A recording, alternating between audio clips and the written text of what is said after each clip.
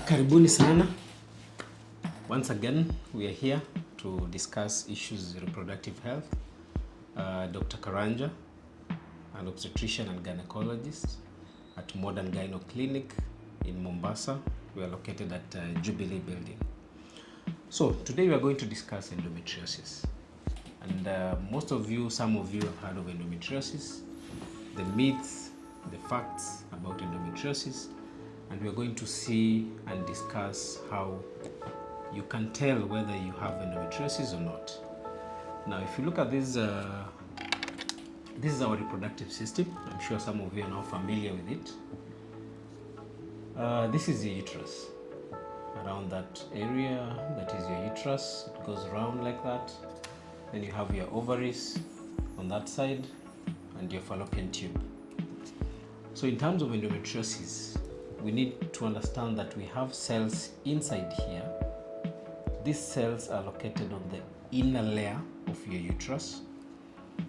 So during your periods, these inner cells are the ones that come out as your periods or your menses.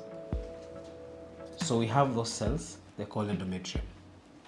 Now, when you have endometriosis, you have these cells, they are located in a different part of the body.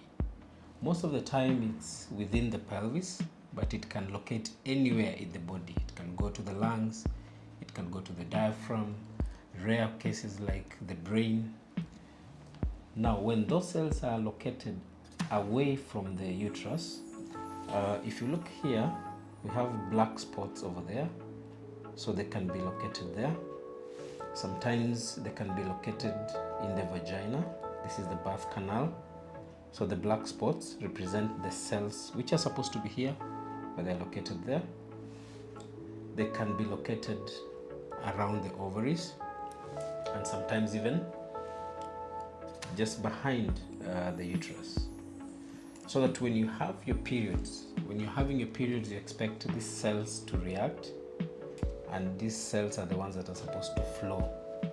That's when you get your periods. Now, whatever happens in the uterus when you're having your periods will also happen in these cells. The cellular changes, the inflammation and everything happens where the cells are located. So that's why you'll get women will get a lot of pain all over the pelvis, behind the uterus, because of those cells which are not supposed to be located there. So it's like the cells are transported. We'll discuss the theories that might explain why these cells are located in those areas. So briefly, we'll talk about the symptoms or what can happen and might make you decide to come to see the doctor. We have pain during periods, and most of us are usually told if you have pain during period, that's normal. If the pains are severe and they bother you until you have to use pain medication, then you need to come and consult your doctor. If you have pain even without periods, but throughout your cycle, maybe you get pelvic pain, unexplained pelvic pain, and there's no infection. There are those who get pain during intercourse. We call that dyspareunia. You're not supposed to have frequent pain almost all the time during intercourse. It might be because of endometriosis. Endometriosis can cause infertility, so that you've been trying to conceive for a year, for 2 years, and you're not able to get pregnant, and you have those severe pains during your periods. Most probably you could be having endometriosis. So you're also advised to visit the hospital or your gynecologist. Now, some of the symptoms of endometriosis can be explained by where the cells are located. So if the endometrial cells, if they're located in the birth canal, you will have pain during intercourse. If the cells are located in the intestine is just behind the uterus, you might have bleeding when you're passing, when you're going for a long call, you might bleed, or when you're going for a short call, you might also see blood in the urine. because those cells are located in the bladder, and it mainly happens during the time of your period. Some people who've been operated can have pain and bleeding at the operating site, or some people get the same symptoms in the navel, severe pain or bleeding in the navel. Rare cases, and we've had this from TV, from social media, you can have symptoms of the lungs, you can have symptoms of the brain because of the same. Now, how is endometriosis diagnosed? Visit your gynecologist. Tell them all the symptoms that you have. The most basic test you can do is an ultrasound scan. An ultrasound scan is supposed to look at the uterus, the ovaries. So if you have a big endometrioma, we call them endometrioma, that is endometriosis that is encapsulated in a cyst. So the scan might pick cysts around the ovary. So that might be a sign that you might be having endometriosis. But majority of the people who have endometriosis, even ultrasound scan sometimes can miss, depending on who is doing the scan. We might go to the extent of doing MRI scan, that is magnetic resonance imaging scan, and this one might also miss, but it has a high sensitivity. In good hands, in experts, even an ultrasound, you do a transvaginal ultrasound, you will get a diagnosis of endometriosis. But most of the time, majority of the time, you can get the diagnosis by the symptoms that you've presented with, the ultrasound that is done, and last but not least, there's surgery that we call laparoscopy, where they put a camera inside the abdomen through a pinhole, a small hole on your abdomen. We put a camera and look into the pelvis.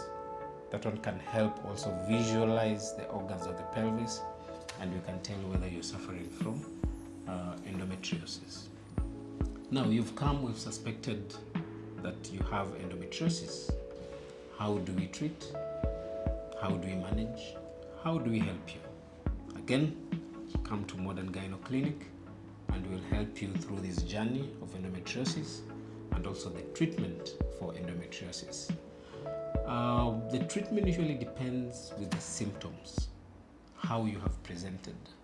So if you have pain during periods, we start with the most basic, which is painkillers. You can use painkillers during your menses.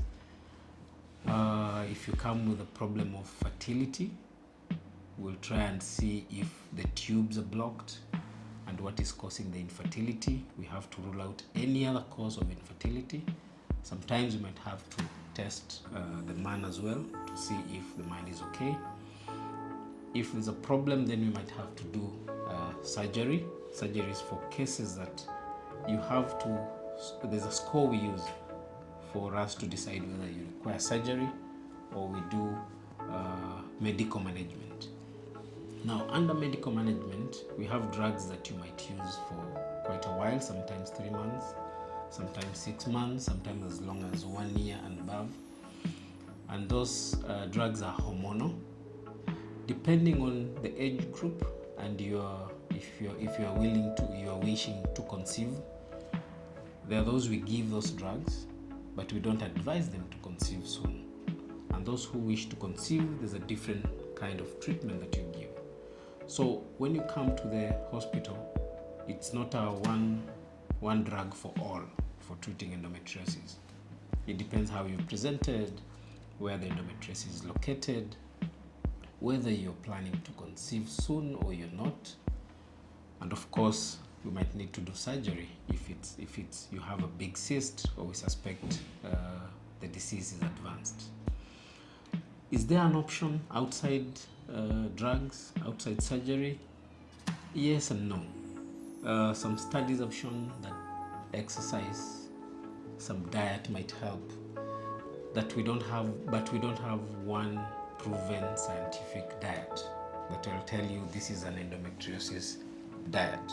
If you take this diet after 3 months, you're going to be well. So that one you'll come and we take you through that journey together: exercise, diet, and any other measures that you might need. Use of herbal and other supplements, from our point of view as gynecologists, we don't advise you do herbal because we don't know what is contained in the herbals that you take. So you rather come and we advise you on what to do. Endometriosis and cancer. Does endometriosis lead to cancer? No. Endometriosis is a benign condition. When you say a benign condition, we mean even if it's not treated, you will not develop cancer. So endometriosis cannot lead you to get cancer. If you look at these tubes, the tubes are very important during fertilization. So if you have the cells, if you look here, the cells, maybe they're located either close to the tubes. So when you have that chronic inflammation, the tubes might be blocked, or they might kink because of what we call adhesions. So if your tubes are affected during endometriosis, then when you have endometriosis, then it can lead to infertility. Or sometimes it can affect the ovaries. So you have cysts, you have endometrioma. So it might affect what we call the ovarian reserve, the amount of follicles or eggs that are in the ovaries. But not all endometriosis will cause infertility. Is endometriosis a lifelong disease? Yes, we know it's a chronic condition. We don't have a cure for endometriosis. What we do is we treat. There are those you treat and it doesn't recur. They're cured completely. And there are those you treat and it recurs, but you don't have symptoms like what you had previously.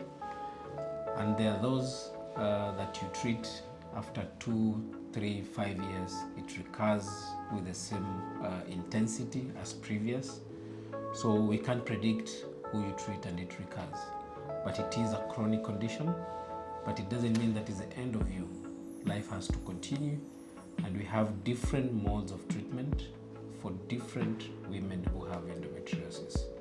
Subscribe to our YouTube channel, Modern Gyno Clinic, for more information about our clinic and other health information that touches on the reproductive system. You can chat on WhatsApp through our line, our contacts, which has been shared. You can like our Facebook page. You can visit our Instagram page as well, and we'll have more information there. From Dr. Karanja Mwangi, Modern Gyno Clinic, Jubilee Building in Mombasa. I wish you well.